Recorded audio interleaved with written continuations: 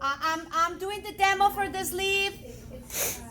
So another demo, and then I'll let you work with it. And when we come back from the break, I'll do the cuff and the buttonhole. Okay? That's what I need, the cuff. Last week? Yeah. All the stuff from last week too? What about it? You recorded it? Yeah. Can you send it to me or upload it or something like that? Or you're already recording? Sorry. All right. So what we're doing is we're doing like this sleeve. Okay, that's what I'm going to do. So in order to get to that point, I do need to have my overlap. Okay, so I already have that done. Okay, so I have my overlap just on each edge. That's it. I don't need it around here or in the bottom. Okay? Now I'm going to close my sleeve. What's the seam allowance? 5/8. 5/8. Very good. Yes. We do the Oh yeah, together it's better to do that first. first. The instruction says to do it after, I guess. It says to do this first and then after that. I mean, it doesn't matter. Whatever you guys want to do. Okay? So I'm going to close it first because I want to explain something. That's the way they do it in tailoring. Because you want to get this shape. See how... Oops. See how we get that shape? I mean, we're not gonna gather that much, but I did it that way so you guys see how we get the shape. Okay, so that's why we're closing first. If you wanna do the basting first, that's okay. You can do that. All right?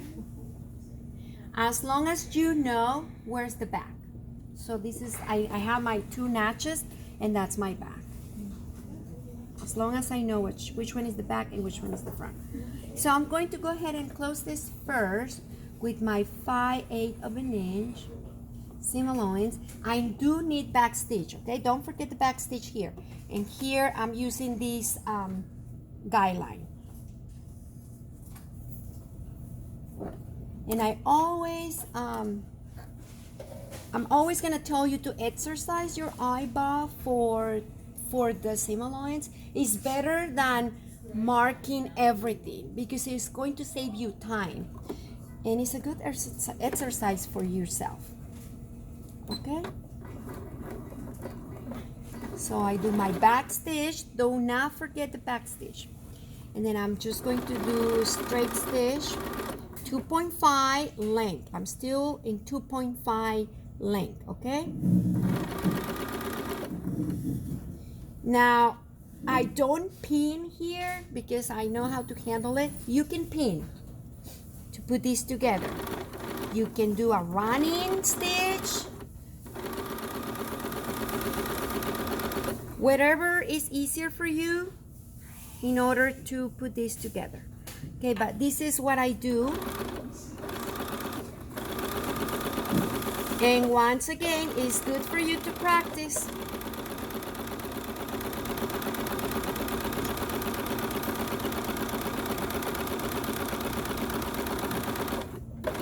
Okay, now back stitch.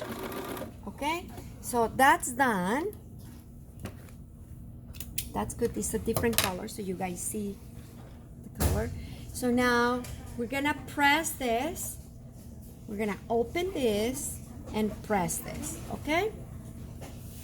This is going to be pressed, so it's open.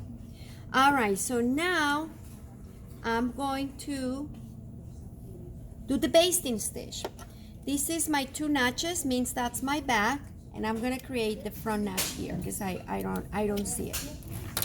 So that's my front notch. So now I'm going to do the basting stitch from one notch to the other notch around. And as you can see, here's my sleeve, all right? Now, what's the number for the basting stitch? A quarter and half. A quarter. The number for the length. 4.5. All the way to the bigger number. Okay, so if your machine is 7, your machine might be 5. So just the bigger number. Okay, so I'm gonna go all the way. Here is 6. All right, so that's the number I need. Do I need a backstitch? No. No. Okay, good. There we go. And I'm going to do 1/4 inch. So it's from the front notch to the back notch. Yeah, Only. Okay. or you can do the other way too. You can start in the back.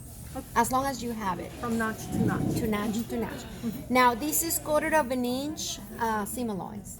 Okay, here we go. I don't need a back stitch. I'm just doing my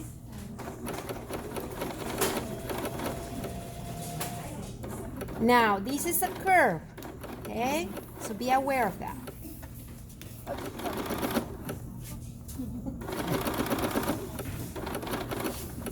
Here we go. I stop there and I bring a big long tail thread. Okay? I have one, so I need to create the second one. Alright? That's easier. Some people they just work with one. I don't suggest it. Make two.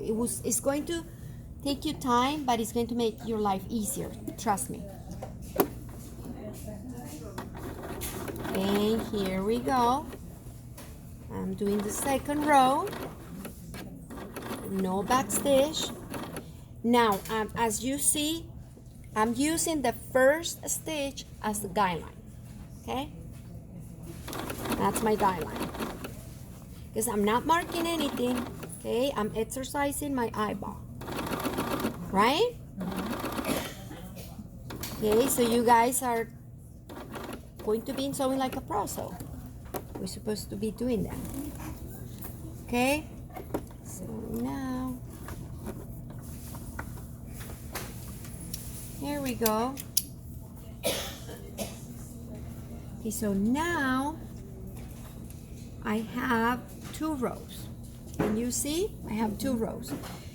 Very good. Now I'm able to pull 2 threads. Just make sure, it doesn't matter if you wanna pull the bobbin thread or the top thread, as long as you pull the same bottom or top. Either I choose the 2 top or I choose the 2 bottom. All right. And when I pull this, I create the gathers. See? Okay.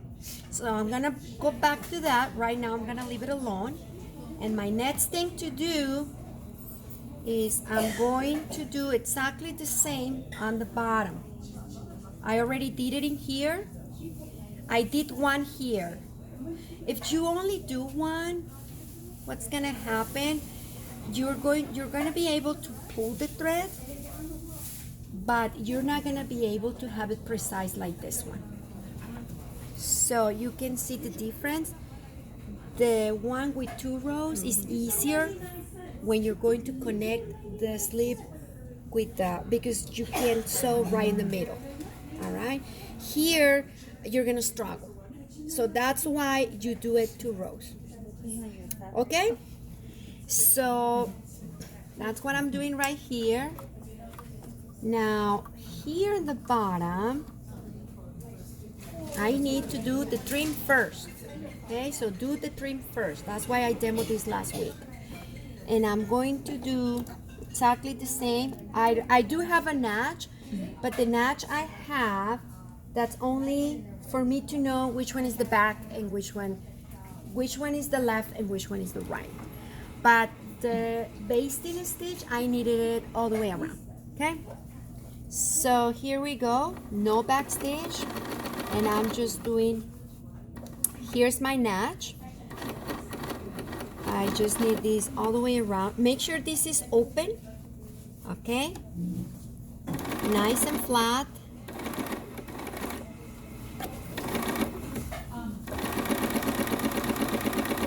Okay, so here is my first, and you can see it. I have a color there.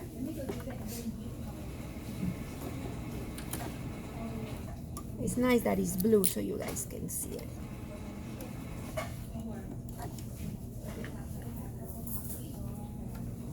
All right, so I'm doing the second one.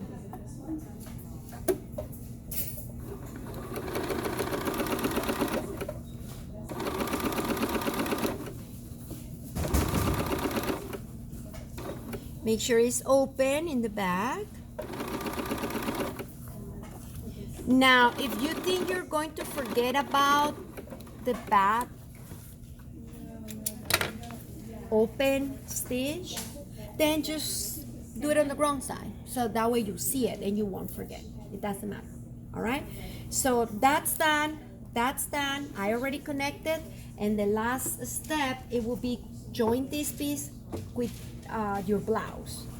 But you have to make sure this piece is also connected. Okay.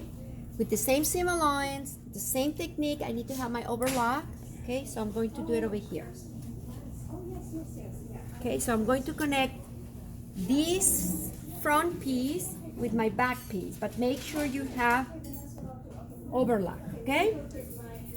You can do zigzag. You can do the basting tape, or you can just do another decoration stitch, whatever you guys want to do. Now, when you put this together, make sure the dart is facing where? Down. Okay. You can pin. You can just go ahead and sew. That's up to you. So this one I'm going to pin so you guys see.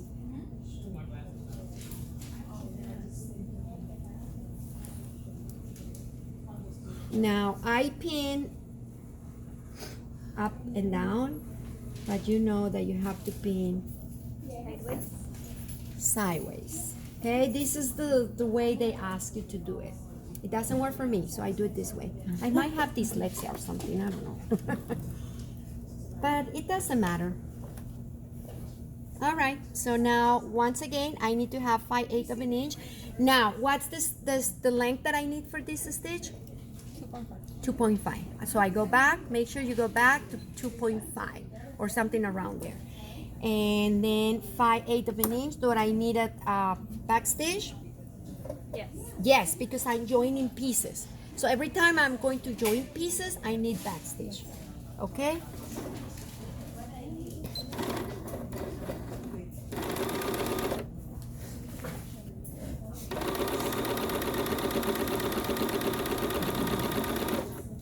I'm gonna speed it out a little bit. It's better to not go over your safety pin, I mean your pin. It's just not good for the machine. I always suggested to take it out before you get there.